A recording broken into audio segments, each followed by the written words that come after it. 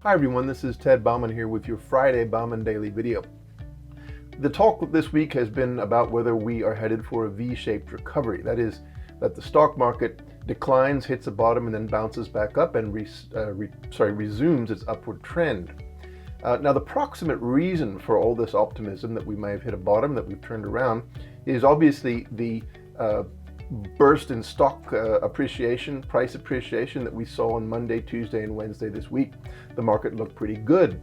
It looked like things were on the up and up. We saw positions gaining by over 9-10%. Now, the reason why people were so eager to buy stocks earlier this week, I think, was because we saw evidence that the coronavirus pandemic may be flattening out in Europe and here in the US, in the United States. Now, does that mean that we're out of the woods? Well, unfortunately, not yet. Now, the biggest problem that I see is that we haven't even seen the baseline economic data yet from the impact of the virus in the US and in Europe. We've seen unemployment claims, but we haven't seen GDP figures and we haven't seen manufacturing activity indexes yet. And my prediction is that when those headlines come out, investors are going to get scared and they're going to sell again, and that could drive prices down again.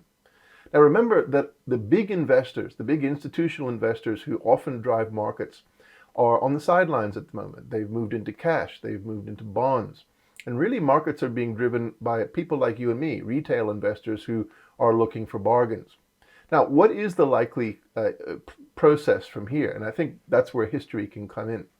Over the big 13 drops that we've experienced since 1929, those in excess of 20% each, the average duration has been about 20 months and the average drop has been about 40%. Now, as you can see, we haven't reached that yet. Now, once we reach that bear market phase, once we've dropped 20%, which we've already has, typically bear markets tend to proceed in three phases. The first one is the big drop, and we experienced that earlier this year when we saw a 34% drop in just 23 days, which was the fastest on record. Usually it takes a lot longer than that. Right now, we're likely to be in a second phase of the virus, or rather of the bear market, which is when we see stocks move back and forth looking for direction. Now, the third phase of a bear market is when we see a sustained rebound, and that's what I want to talk about now. How can we tell what that sustained rebound will look like? Well, there's something called a double bottom that often occurs in stock markets, and I want to talk about that now with reference to a chart. Now, this chart shows the typical double bottom pattern. It looks like a lopsided W. It tends to occur in conditions of volatility. We've seen the VIX up tremendously this year, and that's the best measure of volatility. But it also sets up the potential for huge price gains. It depends on whether you enter the market at the right point. Now, here's how to interpret a double bottom and how to know whether it's likely to happen. That's really the key message for today. First of all, we have a prior uptrend, and we know that that was bullish. We saw tremendous positivity and optimism in the stock market in February. We were definitely in a bull market scenario. But then we saw a big drop. It was that 34% loss over 23 days that I mentioned earlier. That's the next line. Now, that measures the depth of the drop that we saw. Now, what tends to happen in a bear market is that we have a recovery, and that's the next line legging up. Now, that sets what we would call a resistance point. That's the point at which the market and buyers are thinking, well, I'm happy to buy up to this point, but I'm not quite sure. I don't know whether I want to buy beyond this point. And the combination of the drop followed by that recovery is the first trough of the W.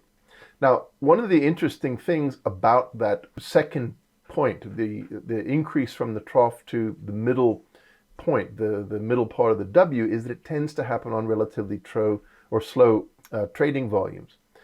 Now, the reason for that is precisely what I mentioned earlier, which is that we have a lot of big investors who are out of the market sitting on the sidelines in cash or bonds. So it's the retail investors who are driving prices up. Now, sometimes that middle peak can be drawn out a bit because investors are trying to figure out where to go next. The problem is that until the big boys come off the sidelines and start putting money into the market again, you're not going to see a sustained upturn.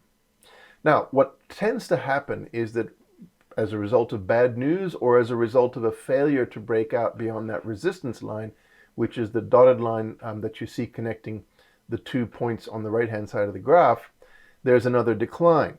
Now that tends to happen with low volume, and it means that investors are, again, mainly retail investors who are selling out thinking, well, I was wrong about the recovery. We're going to, I'm going to sell out of the market now.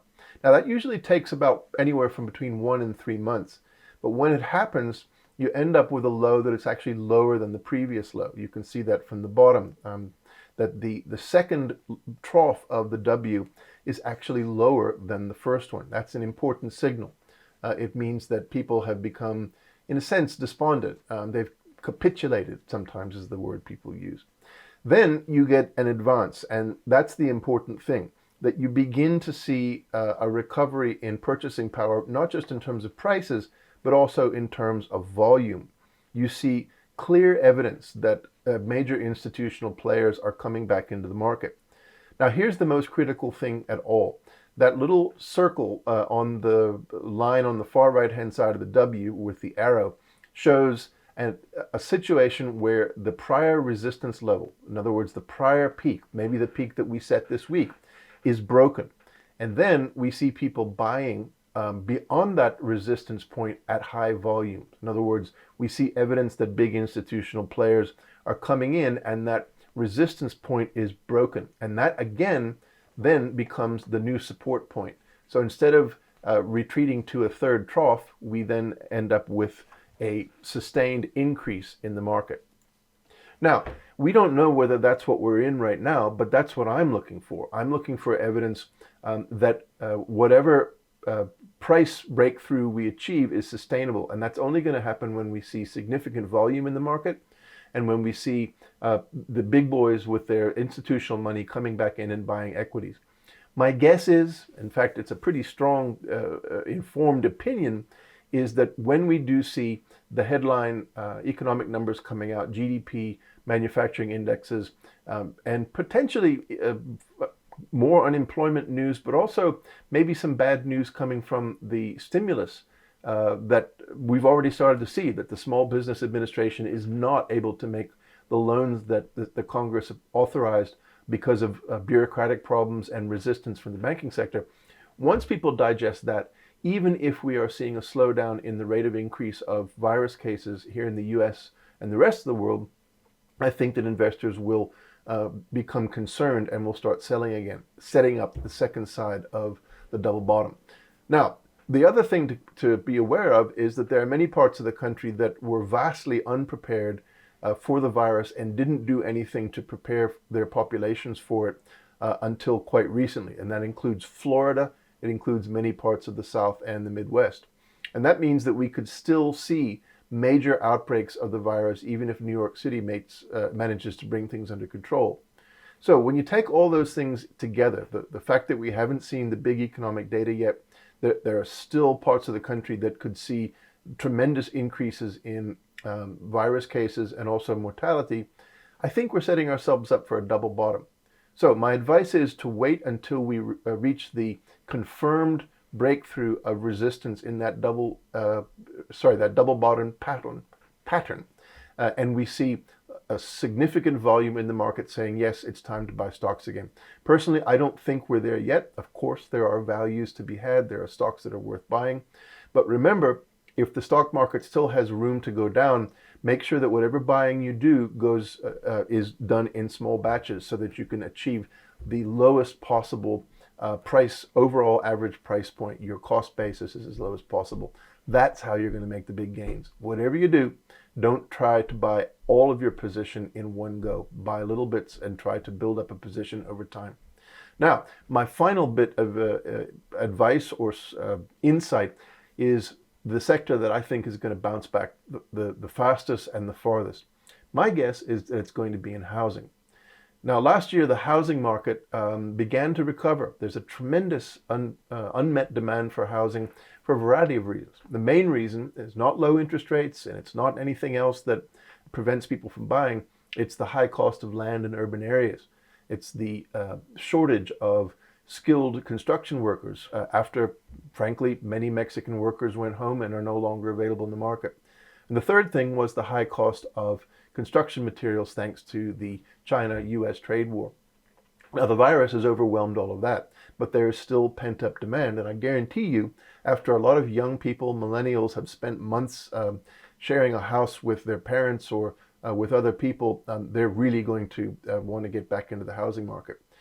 The key thing is that right now, the PE ratios in the construction sector are at ludicrous levels. They are in the 3 to 4 range compared to the S&P 500 as a whole, which is around 20 for a PE ratio.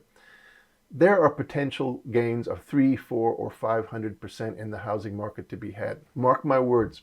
I think now is the time to be buying into housing stocks. But remember that double bottom might still be coming. So buy in over time, buy in, get the lowest possible cost basis, and then you will see the biggest possible gains going forward. So there's my prediction. I think we're still heading for a double bottom. We know what it'll look like when we come out of it. And I think housing is one way to make money out of it. That's all for me this week. Make sure that if you're not already subscribed to my YouTube channel where these videos appear, that you subscribe to it. There's a little bell on the right-hand side under my video, and that will let you know whenever a new video comes out. I really appreciate the opportunity to share with you my thoughts, and of course, I'd like to hear from you. So please make comments or write into the Bauman Daily. Let us know what you think. I'll talk to you again soon. Ted Bauman signing off.